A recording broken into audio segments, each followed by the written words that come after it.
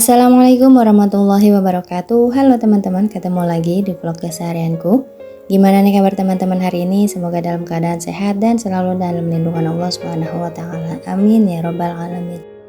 Alhamdulillah teman-teman, hari ini aku masih bisa kembali untuk men-share kegiatan ibu rumah tangga dengan 3 orang anak. Dan untuk videoku kali ini diawali dari yang aku sedang memperlihatkan ada sebuah tenda ya di depan rumah bapak. Jadi ya teman-teman, sebelumnya aku mau ngucapin innalillahi wa inna ilaihi roji'un. Jadi tepat di tanggal 29 April kemarin hari Selasa, bapak dipanggil oleh Allah untuk selamanya teman-teman.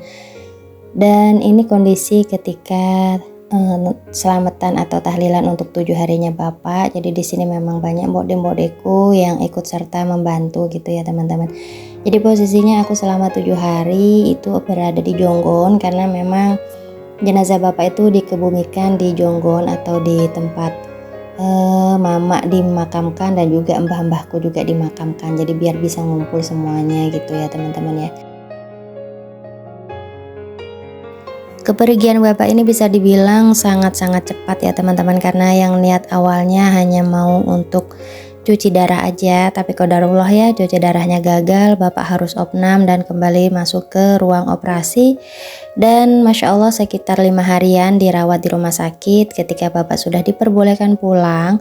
Tapi ternyata baru sehari di rumahku bapak sudah pulang ke rumah yang sesungguhnya teman-teman ya. Ya walaupun sedih, tapi di sini ada rasa syukurku yang tak terhingga. Karena ketika bapak pergi untuk selamanya itu bapak berada di rumahku, jadi aku bisa nyempetin dan bisa sedikit ngurusin bapak gitu ya teman-teman. Soalnya kalau misalnya bapak perginya itu di rumah sakit, aku nggak tahu gitu ya apakah aku bisa ngantarin bapak gitu untuk kepergiannya yang untuk terakhir kalinya gitu. Soalnya memang yang selalu standby di rumah sakit itu kan adikku, dan ini bapak meninggalnya itu di jam siang atau jam setengah 12-an seperti itu. Dan jam-jam seperti itu biasanya aku belum ke rumah sakit gitu ya, karena memang nunggu pak suami itu pulang kerja dulu. Jadi biasanya aku itu ke rumah sakitnya tuh agak sore. Jadi itu salah satu rasa syukurku, walaupun memang sedih ditinggal orang tua dan memang kondisinya sekarang itu aku sama adekku sudah nggak ada orang tua lagi gitu ya teman-teman ya. Mama sudah duluan dan sekarang giliran bapak.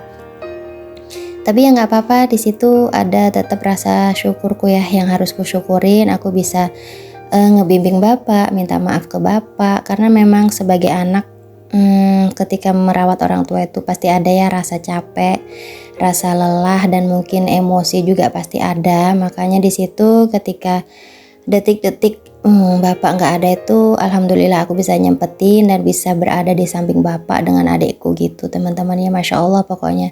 Dan satu hal lagi yang benar-benar aku syukurin bapak pergi itu ketika aku sudah pulang dari umroh. Jadi walaupun awalnya itu sempat mau aku tunda umrohnya, tapi bapak sendiri yang nggak ngizinin, atau bapak yang ibaratnya berat kalau misalnya umrohnya aku tunda. Makanya di sini aku juga bersyukur ketika bapak pergi itu masih nungguin aku pulang dari umroh gitu teman-teman ya.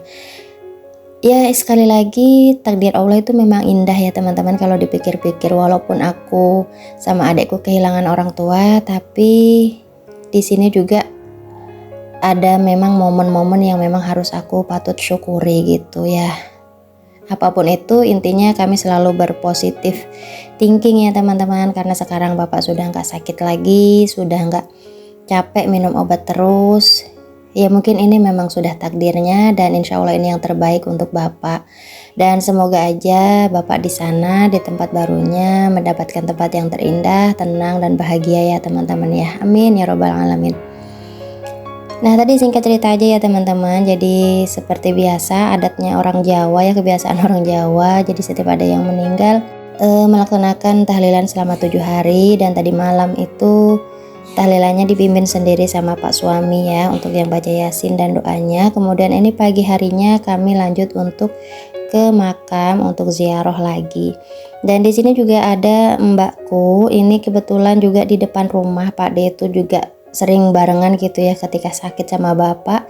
Dan Masya Allah sebelum 7 harinya bapak, ini Pak D juga nyusul teman-teman. Jadi ketika 4 harinya bapak, Pak D nyusul atau meninggalkan dunia ini juga gitu ya teman-teman ya. Memang mereka ini sering barengan gitu ketika di rumah sakit.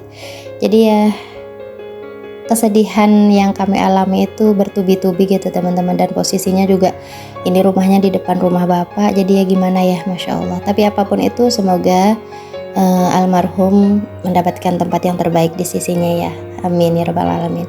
Dan oke teman-teman, ini sekelumit tentang perjalanan bapak ya, semoga bisa menjadikan momen tersendiri atau kenangan buat aku, makanya di sini aku share sedikit gitu ya teman-teman ya. Dan videoku sampai di sini dulu.